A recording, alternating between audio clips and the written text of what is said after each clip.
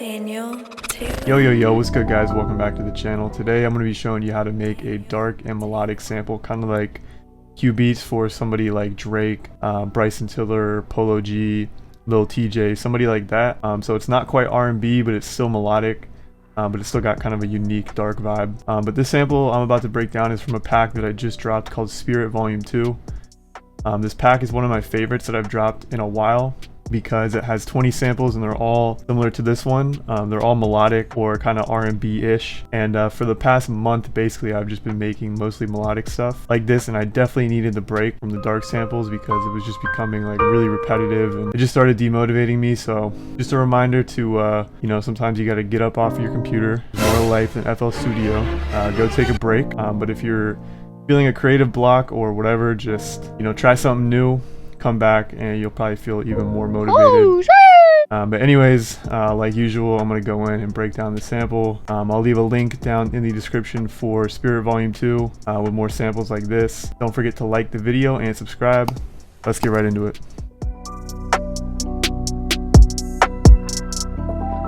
Alright, so as you can see, I got the final sample pulled up here. For this sample, we're at 136 BPM and we're sitting in E minor for the final sample.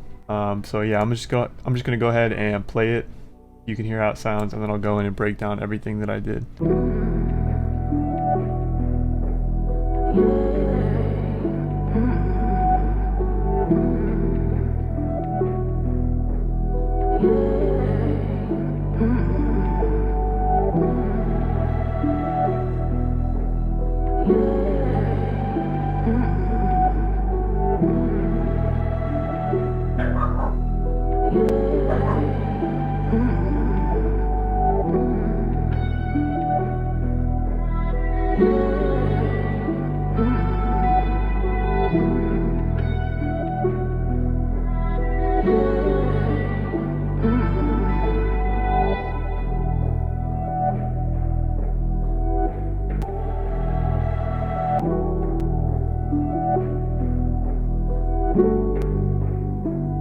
It's very melodic with the vocals kind of in the background and the piano and everything.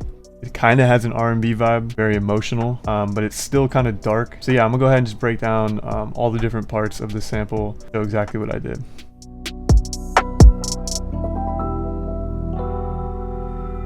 Alright, so the first thing that I did is I came up with a chord progression for a piano. So I went to Contact and I pulled up the Olafur Arnold's Felt Grand piano.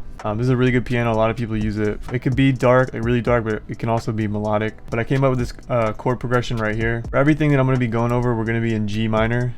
Because that's what I made the sample in, and then at the very end I pitched it down to E minor. So for every instrument that I go over, we're going to be in G minor. But basically came up with this progression, started with a note at G, and then just duplicated it down 2 octaves to have the root note. The bass note goes from G to A, back down to G, and then back up to A. It just alternates. For this chord, it's pretty simple, just a G note, A sharp, then another G, and then another A sharp, and then just some filler notes in between. The next chord, A sharp, C, A, and then C again, and then again more filler notes. Then the end, I added a few more notes at the end to kind of make it a little bit different. And for effects, I added Kramer tape stereo with a little bit of noise, some wow and flutter, and then I think that's all I mess with. I EQ'd out a lot of the low end, and then I added some reverb, gross beat, gate, and then some more reverb, cutting out more of the highs and some harsh frequencies that are in the piano. So I'll go ahead and just play how it sounds.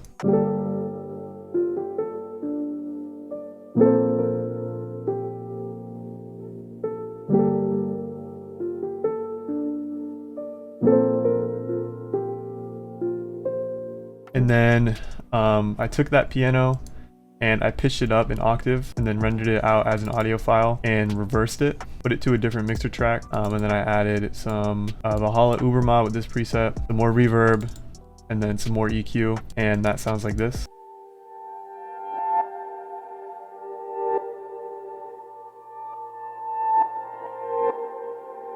Yeah, it's literally just the same pattern as the piano, just pitched up and reversed. And that's pretty much it for the piano. After I added the vocals, I wanted to add some different parts to the sample. So I wanted to have like different counter melodies or whatever. So I came up with this string pattern right here. And for this string, I used a flatus, the contact bank, and I used this harmonic violins preset. And I just laid down a really simple chord progression. So I added some of this preset from Finisher Micro to add some like high-end noise, some delay, a lot of reverb, and then a lot of EQ to take out most of the lows and most of the highs. And so with all the effects, it sounds like this.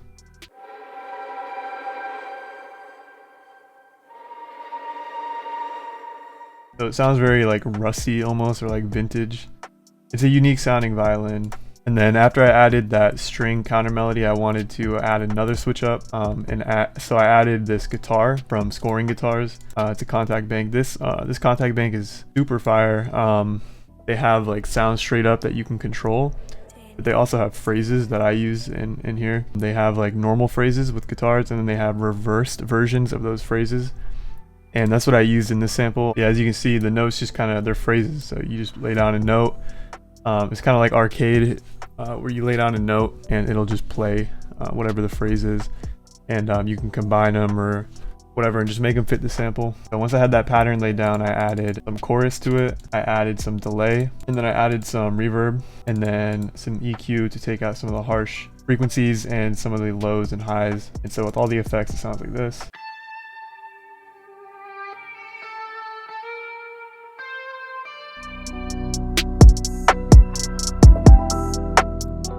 Once I had all that laid out, it already had definitely like a CuBeatz kind of vibe, Drake kind of vibe, where it's very melodic but still dark and ambient. And I was really liking it, but I wanted to add a little bit more, so I found this drum break that I added kind of in the background, and all I did to it was I EQ'd a lot of it out, so a lot of lows, a lot of highs, half-timed it, added some reverb, and then I put a filter on it to cut really low so you can only hear kind of like the mid frequencies. And so that sounds like this.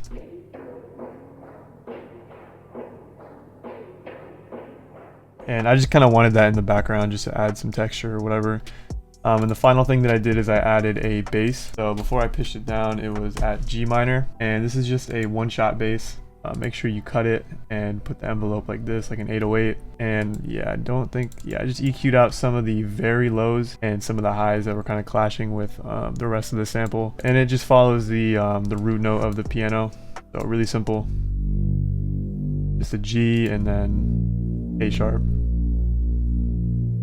And once I had all the sounds and all the patterns laid out, the vocals, the piano, the reverse piano, the strings, the guitar, the drums in the background, and the bass, and then I put the stems at the end like always. I rendered it out without the bass, and then I brought it in, and I knew I was going to try to pitch it either up or down. And I know when you render it out with the bass and then bring it in and then you try to pitch around the bass, it'll make it sound really shitty.